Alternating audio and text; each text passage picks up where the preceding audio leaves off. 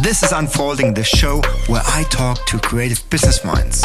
My name is Marco Pfann, and today we are back at Dixon Buxy and we are talking to Simon.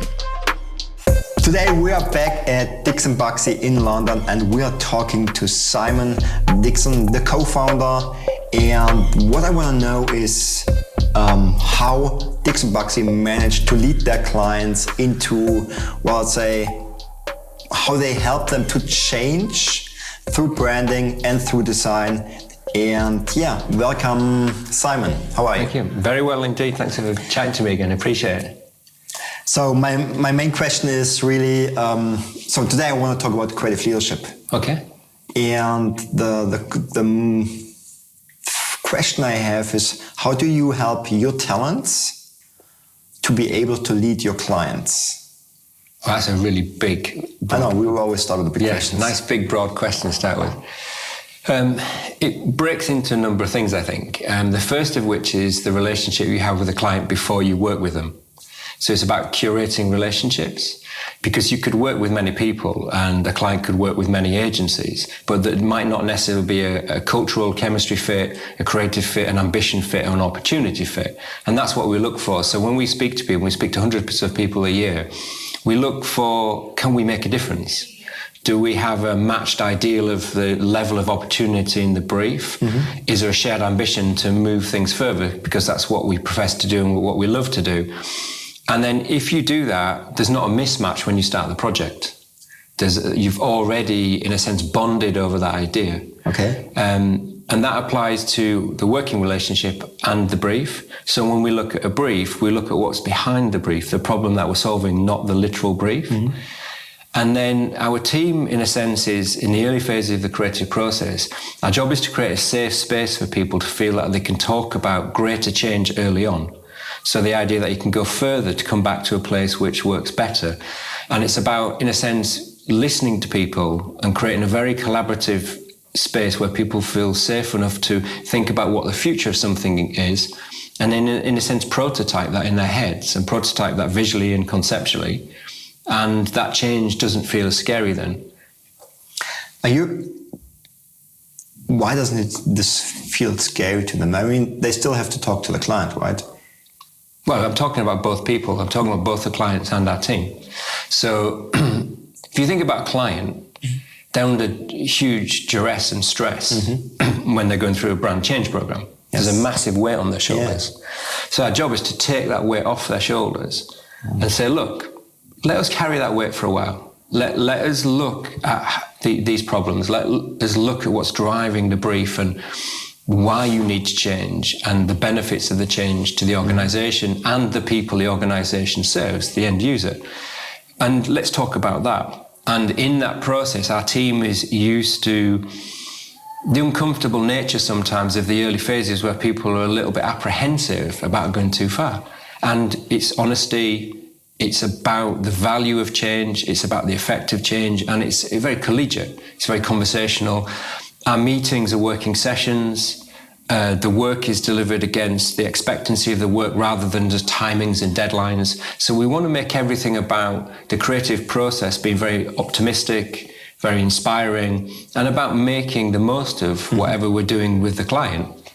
So compared to other studios, I know you're focusing much more on the creative process in terms of actually in workshops, collaborating with the client. Is that right? Yeah. And what I heard is like you actually frame the whole conversation and the whole thing in the beginning. So it's not about the brief, but it's why you want to do this. Yeah. Does this engage the client? Does this kind of connect the client to the project better? I think so. It's hard to know how other people work because I've only ever run my own studios. So I don't know how other agencies work, but I'm guessing it's a similar thing, which is the early phase of the creative process is about bonding with people. It's about understanding the different dynamics culturally of how people work. Mm-hmm. It's also about the idea of what drives the brief, because the brief often is very mechanical. Yeah. It's a fixed set of challenges, it's deadlines, it's dates, it's numbers, it's very pragmatic.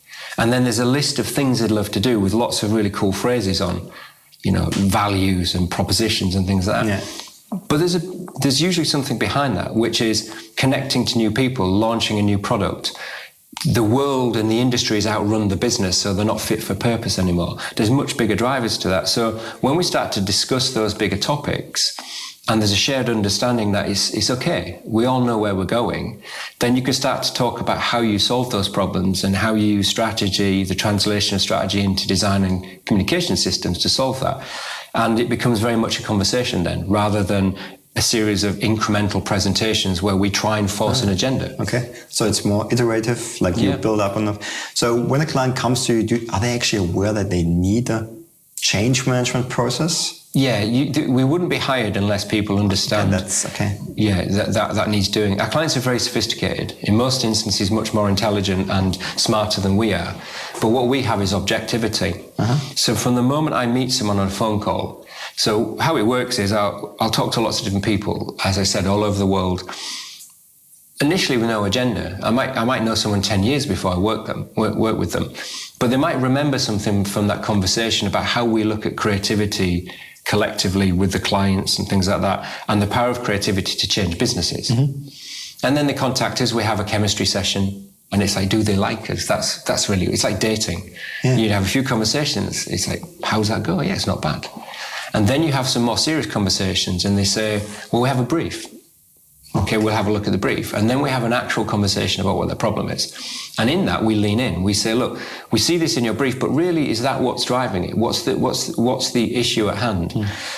And then often we don't pitch work, so we would do a proposal. And it's a reaction to the brief. It's like contentions that we see in terms of how we would shape the response to the brief. And often in that, we go further than the brief. We maybe suggest ways of working, insights we've gathered, or experience we have about how to shape the problem differently.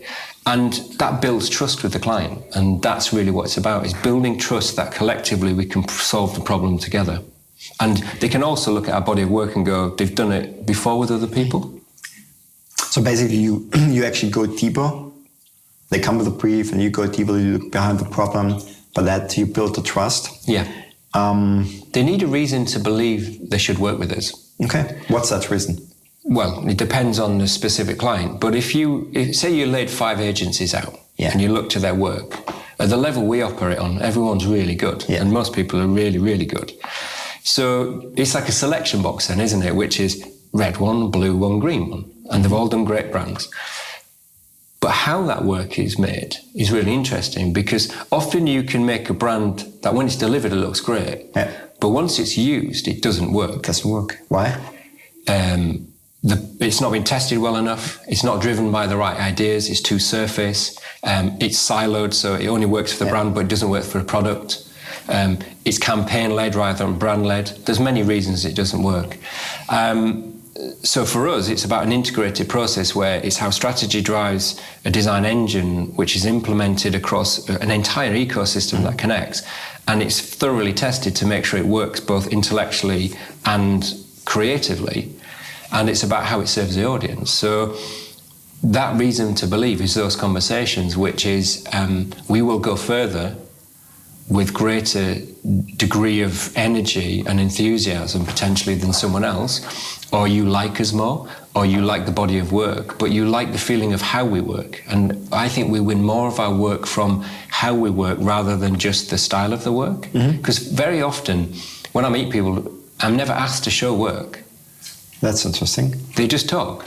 They've seen our work, obviously. They wouldn't come to us unless they've seen the work. But you don't pitch the work, right? No. You don't have to prove yourself when you're in that room. No, we have to prove that our thinking and creative problem solving and the way we express ourselves will solve this specific problem. So it's about listening and gathering insight and being receptive to what they say, but being then objective when we have a response.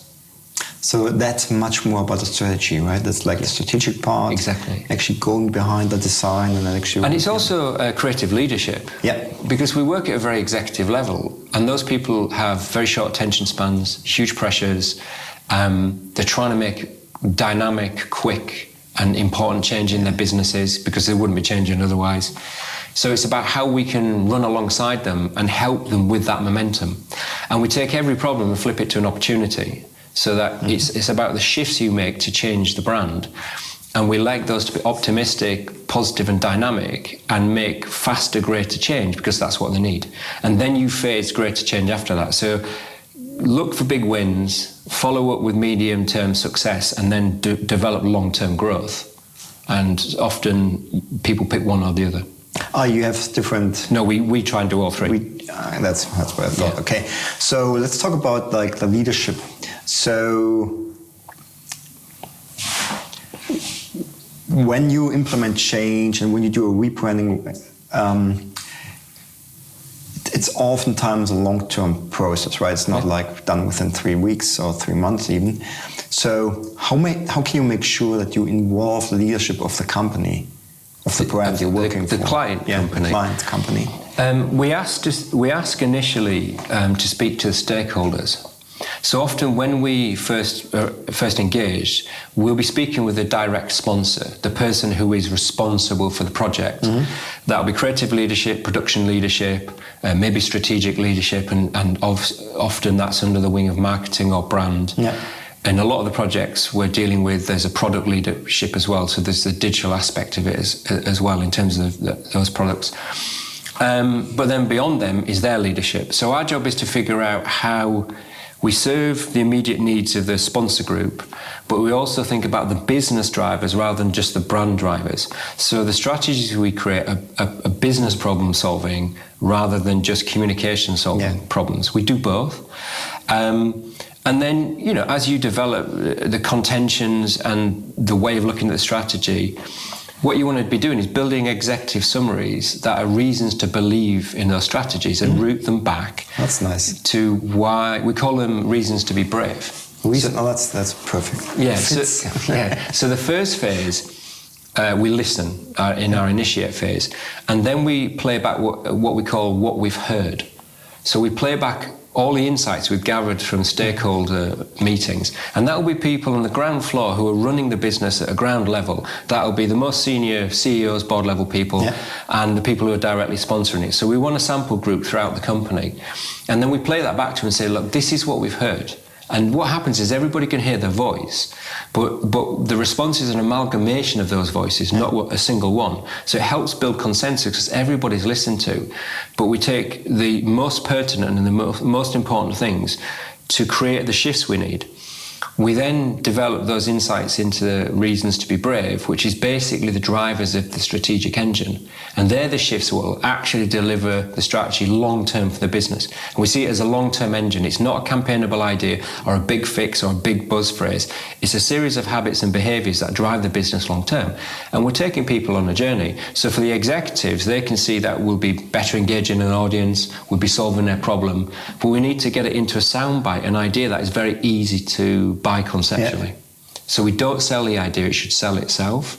We communicate the benefit. You find the idea by actually talking to people. Yeah, exactly. And so you actually spend a lot of time researching, talking to different stakeholders within the company. Yeah, and the audience. And the audience as and well. The industry. So we look at four things. There's many things we look at. Yeah. But we look at the company, how the company's structured, we audit that and look at how they function. Often they're siloed, so how do they communicate? We talk to leadership, we talk to different people. We look at the cultural landscape, behavioural shifts in people, what's happening in the world, market. We look at the competitive set, the industry that they're in, and then we look at the people that it serves, the customer. And often a brand will have relationships which are monetized, but they'll have lots of relationships that are not. It's a very complex. Sometimes it'll be a consumer and a business relationship. So we look at all of those things, and from those insights, we create the matrix of how to solve whatever problem it is. So that's the objectivity, right? That's the outside perspective, and you actually give them a mirror, right? And we meet real people, so we'll meet the audience, and we meet the client, and we go out. So we have all of our clients have huge amounts of data and research, but you need to humanize and make it real and make it tangible, because everybody's got the data, everybody's got the information, but finding a way with creating that sense of perspective and distinction around a strategy that fits a brand is actually quite tricky. You know, the audience needs a reason to believe in their promise, so we have to figure that out and how that connects to them. how the reason to believe, how the reason to be brave connects inside and outside, both together. Yeah, exactly. 3 audiences for a brand. There's the internal team. Yeah. So they need to be motivated to deliver the brand on behalf of the people they serve. There's business relationships, business partnerships for most businesses, and then there is the end user. So there's 3 key audiences, and they're quite complex because it can be multiple end user audiences. There's lots of different parts of the business, and there's lots of business relationships, but all need to benefit from the process. What would happen if you wouldn't include the internal teams? What would happen with the brand that you create? If we didn't include them? Yeah. Just want to make a point here. We wouldn't have the correct information. Yes. They wouldn't care about it. And what if they wouldn't care about it? What happens? Is this a test? No, I'm just trying to make a point for the audience. I'm not testing you. I do have an answer. It won't communicate outwards because, of course, the internal people are not only are the guardians, but they're the spokespeople for the brand. If you get everybody inspired about the idea of how the brand functions and how it serves people, they'll be more creative, more innovative, they'll be proud of the brand, they'll stand taller, and they will serve the brand better. They will feel part of something that is meaningful, and they will feel part of something that is dynamic and changing and making the world a better place and helping people. So part of your creative leadership is actually including a client in all the decisions from top to bottom. And creating something together. Yes. And when we talk about your talents, how are they involved in this process? Our team? Yeah, your team. So we have a one-team process where the producer facilitates the relationship. They're the ones who deliver the process and have a very close relationship. And then we have a lead creative, a lead strategist, and we usually have a writer and some motion team and then other people on the project. And they start at the beginning and go all the way through. So the core team is the team that works on the project. So that rapport and relationship that's built remains the whole way through. So as we're gathering, the strategic teams gathering insight, the design teams, the motion teams, the writers, voice teams, the producers are all seeing that information. So everyone's privy to it. So our strategists don't just go, here's a strategy, go make it. The whole team is doing that. And then when the design starts, the strategists are involved in that. As we go into implementation, everybody makes sure it's still delivering against the goals. And because of that continuity, there's a great cohesion. And the same thing applies to the client relationship. We bring them in and out consistently so that everybody believes and continues to see the entire process and the growth of it and the benefits of it. So it's a very overlapped and, as I say, collegiate process. So they're really taking responsibility not only for their part, their design, but actually for the whole process. Exactly. And actually the outcome for the client, right, for the brand. Yeah, because creativity is a very personal thing. It validates you. So to do work that is really meaningful, you have to feel like you're bringing something of yourself. Yes. But you have to do that in a collaborative team environment. There's always a push and pull between the individual's desire to make something that is unique and special for them as a creative, but also doing that as part of teamwork and as a professional creative with a client and the client team. Because most of our clients have very complex internal creative teams as well, so we're collaborating with them all the time. So in a sense, there's a nice synergy between our talent and their talent. And everybody needs to see the benefit of the individual share of voice, everyone having a share of voice, so they feel like they're involved. But you aggregate their voices together and make something amazing from that. And how do you create this culture in the in-house here? How do you create a culture, a team that everyone is free to speak? Actually, for most creatives, it's actually hard to be brave, right? They want to know where they have to land. They want to know exactly what to do. Creatives usually are not too keen on taking too many risks. How do you manage that? It depends on what type of creative you are. What you need is a mix of different perspectives and backgrounds. So the more diverse the group of people around the table, the better. Okay, that's nice. You want that table to be level. So there isn't a hierarchy to it. So clearly some people will do certain roles. But in any room that we're in, my voice should be just as equal to an intern's, and that's how we see it. And it takes time because obviously when you're more senior, you have more gravity, you're like a dwarf star, you can resonate energy. So you have to dial that down. So whatever enthusiasm you have, you've got to make sure that everybody has room to be part of that. Yeah. And it takes time. It's literally, we talk about this every single day, to make sure people don't lose their way, feel like they're disconnected, then they're not overwhelmed by the process. So it's a constant reiteration that this is a safe space to work. Everybody is valid. Lots of talking about the work, lots of physical laying the work out, letting it float around the room so that you might see something through the corner of the eye. Lots of systemization. What do you like? What do you love? A lot of questions. So rather than going, I like this, I don't like that, I'll say, what do you feel about this work? And you get an emotion response. What do you think's missing, maybe? Okay. Is there anything we haven't found yet? Is there anything here that you feel is particularly connecting to the strategy? And if you ask those questions, people can have a response and an answer. If you come in and say, well, I don't like this font and this blue is a bit dark, that's not creativity. It's a statement there. Yeah, it's a cul-de-sac. Yeah. So I don't like cul-de-sacs. What you need to do is create open space for people to go further. And also make mistakes. You have to make shit work to make good work. And you have to make good work to make great work. So you have to make a lot of crap before you get to anything new. So you have to have the confidence to do that. And it's really uncomfortable. It's hard. So you just have to build the muscle. It's like lifting weights. The first time you lift a weight, you get an ache in your arm. That's you building muscle. It's the same thing in your head. The first time you do it, your head's like, oh my God. So you go, it's okay. It's like, that's just your brain getting used to the fact that you're going to put yourself out there. True.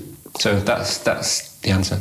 So what I've noticed, like a big part of your leadership is asking questions. That's what you just said with the team. You ask them basic coaching questions like, what do you think? What's missing? I assume that's something you do with your clients too. Yeah, I think things like leadership and coaching are very loaded words. Yeah, they are. I'm not super fond of them because I'm not asking questions as a coach or a leader. I'm asking a question as a friend and a colleague and a co-collaborator. I don't like leading. I think the job is to create the space for people to create. Mm-hmm. Obviously, in some instances, if there's something difficult happens with the company, I'll jump on the hand grenade. That's my job. Yeah. But outside of that, it's about creating a space where you're just having a creative conversation, and I'm not leading anything. The team is leading it. Mm-hmm. The creative director is leading in the sense of the vision of the overall project. The strategist is leading the facilitation of the strategy. The producer is leading the facilitation of how the job is done. The head of copy is leading the voice. But the team is leading the project. But I don't like leadership. I think it's too heavy. It's too loaded. It's a bit toxic. It's a bit masculine. It's got that. I think of Elon Musk and people like that, and I don't like that stuff. What I like about this is like you actually help people to develop, right? Those questions actually help people to think differently, maybe even like have a new perspective. Just get out of their own way sometimes. Yeah, and the reason I react to those words is those words are about me. And I think the problem is most people think about themselves. When they lead, yes. Yeah, and that's not the job. You have to think about the people, not you. So if I'm a coach, it feels like I'm in control and I'm making those people better. Look what I did. Yes. And it's narcissistic, it's self-obsessive, and it's about me. I care about them, so I try to reduce my size, and I don't even have a title for that reason. So I can give people advice, I can mentor and coach people clearly because I'm deeply experienced at what I do. But I don't want to be thinking about me, I'm thinking about them. And they should be thinking about the problem solving of the project. Mm-hmm. If you come in with a hat on, your judgment is potentially clouded. Well, clouded to the hat you're wearing. Yeah. So you're giving them a lot of space to experiment, to fail, to try, and to get better. It's a trust thing. Yeah? Talk about that. Because when you first start handing over work to people, when you move up the kind of experience ladder, you find it hard to give it over because you think, I could do that better than them because I'm more experienced, or like, wow, I should leap in and help them. So what you've got to allow is for the fact they'll do it differently to you. Yeah. And they need to make the same mistakes you did in order to learn. You can't tell them about that, they've got to live them. So you've got to allow that to happen. And it can be a little scary sometimes, but you've just got to trust that people will learn from that and develop. So it's a very trust-based thing. Sounds like parenting a lot. Yeah, I don't know. I'm not a parent, so... You're not, okay, but it's kind of like going through the same mistakes, like letting... You actually have to... Yeah, it's part of the human condition, isn't it? Mm-hmm. You learn a lot by doing. It depends who you are. Different people learn different ways. Right. Some people learn through writing, some physical, some need to live it, some like reading about it. So you have to account for different ways of assimilating knowledge and learning. So we have a very physical as well as a digital environment. We have different types of sessions, which are some are quick, some are longer. We're constantly talking about duration and how the flow of those kind of workshops and sessions work for that very reason, to make sure that there's a good rhythm that everybody can learn and adapt different ways, lots of one-to-ones and things like that. Some of it's just emotional, which is you come in some days and you're a bit flat. Yeah. You come in some days you're full of beans and you're like into it. So you have to account for the fact that people's emotional context really affects how they can create. So where did you learn all this? Like, it's not the typical way. I don't know. I've never worked anywhere else. You never worked anywhere, okay? I mean, to be honest with you, I've learned by making thousands of mistakes. Right. So I started my first agency when I was 19. So I was clearly neither experienced, smart enough, or educated enough to do that. I didn't go to university. So I just learned by doing. And then I probably ran studios really badly for at least a decade or longer. And finally figured one version out and then figured a better version out. So, if I look back at my career, it's quite humbling because I look back and think, wow, I probably wasn't very good here and here at this part of what I do.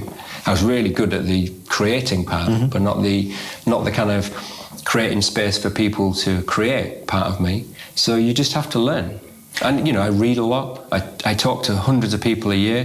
Mm-hmm. So whenever I talk to them, I'm learning something off them. I mean, in this instance, you're asking a lot of questions, but if you and I were just having a conversation, there'd be something I take away from that. And I know for a fact that since we've known each other, I've learned things off you. And it's that aggregation of knowledge that helps me do what I do.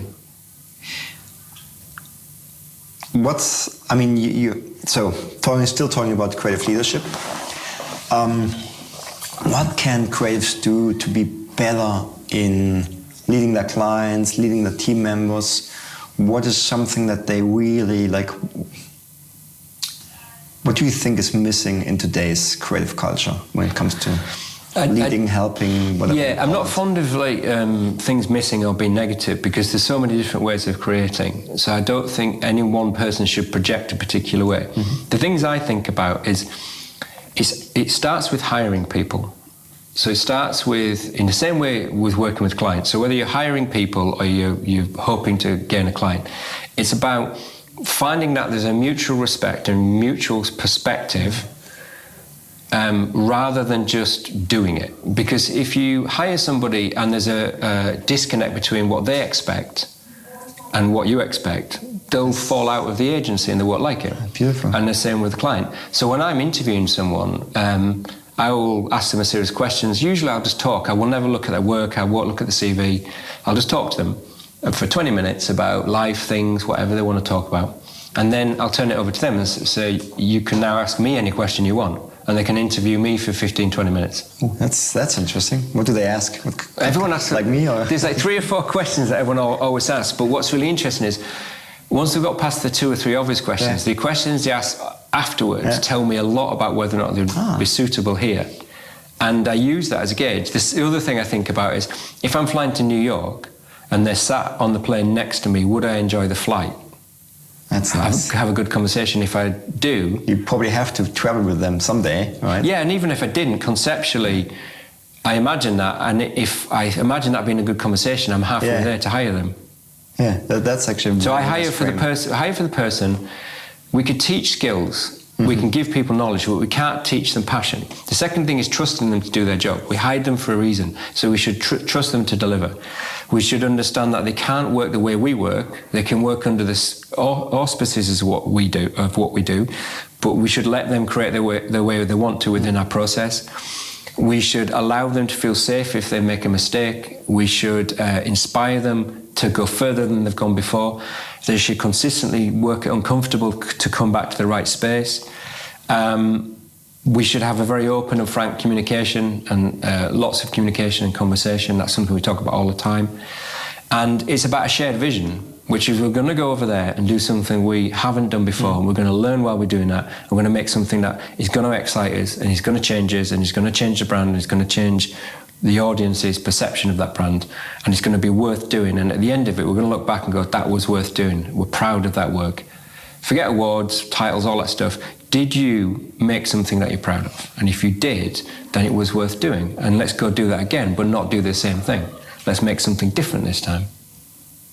Always staying on the edge, like being hungry. Being hungry, wanting to learn, yeah. Not wanting to atrophy. There's a rampancy of sameness out there. Everybody can see everything. AI is going to come along and hoover up the bottom of that. Probably. Yeah, for sure. So you have to be in the top part of it. Mm-hmm. There's basically a triangle. I think I've said this to you before, but the bottom is shit. Then it's mediocre, average, good, great, excellent. So, and up here is the best. It's ideation, idiosyncrasy, human drivers, art, the really amazing things. In the great is the best of us. Then it gets down to systemization, then it gets down to commoditization and the widgety stuff. AI is going to eat the bottom part of both of those things. So if you aspire to be in the top, you'll feel alive and you'll be making a greater difference. And it's more than just the design, right? It's like it's not designing for money. It's not designing as a job. It's not designing for money. You want both of those things, but you're designing to make a difference. You're designing to feel alive. You're creating things which are meaningful and useful and powerful and exciting and potent. It's emotional, and the hairs on the back of your neck should stand up. What I love about your process is you're much more in tune and connected with your clients than most other studios. So I don't know that's the case. I don't know that's the case. I know lots of agencies that are very connected to their clients. At the high level, probably. Yeah, maybe. But there's still a lot of I know what you mean. And I think I don't mean to be. I mean that's an issue, and I think we have to point this out. Like, if you want to do great work, you have to be connected to the client. I agree. You can't do great work unless you truly trust the client and respect them. And the client trusts you, right? Clearly, yeah. It's a reciprocal thing. There's a weird thing in our industry where people moan about clients. Yes. They go, this client stopped me this client won't let me do this, they're giving me feedback. That's their fucking job. Yeah. That's literally their job. It is. And all the great work in the industry, all the Black Pencil winners, all the Clio winners, all the things everyone looks at on the internet and go, that's amazing. We're sponsored by a client. So it's either you've got great clients or you haven't got great clients. If you have clients who don't understand the power of creativity or the value of creativity, you have the wrong clients. So you can actually only create great work if you have great clients, and of course. And it's not the client's job to be great. It's kind of your job to get them there, right? No, they are great. So the people we work with are really smart, super creative people. But they have a different job to us. Their job is to run the business, the creativity, and our job is to be objective and help them systemize that. So it's a mutual respect thing. Well, I could go on forever, but I think we're running out of time. Okay. I still have one more question for you. Same like last time. What advice would you give to your competitors when we talk about creative leadership? Competitive, or even the creative industry in general? Yeah, I don't think about competition, only in the sense that I think there's a lot of room for everyone. Nice. So I think there's plenty of space. And we don't compete with anyone. We don't pitch. So we get our work based on our merits. And if they get their work based on their merits, then great. So I think competition is a waste of energy. The advice I would give, and it's the same advice I always give, which is work the way you want to work. Create the work you want to work with the people who want to work and the things that satisfy you, and figure out what that is, and you'll be happy. Just don't do what people tell you to do, and don't just work for money, and don't just work to work. It's worth the effort, I think, to find the type of work and the way you want to work with the people you want to work with, and keep doing that and change and develop and grow and get better at what you do, than just to exist. It's pointless. It's pointless, that's true. Well, thank you, Simon. That was amazing again. You're welcome. Thanks for your time. Thanks for your insights. Yeah, real pleasure. Thank you. Thanks for tuning in. My name name is Marco Pfann, and I hope to see you all again on our next show where we unfold creative business minds.